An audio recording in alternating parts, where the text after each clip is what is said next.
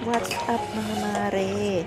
Tara, magluto tayo ng ating dinding or inabraw in Ilocano.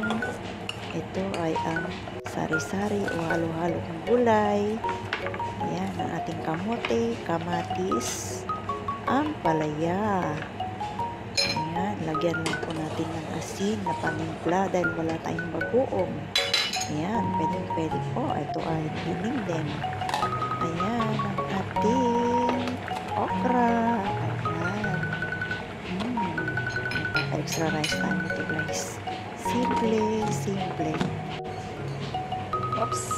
Ihanda na ang inyong kanin. Luto ng ating ulam. Ayan. Ang ating inabraw or dinindeng sa Ilocano.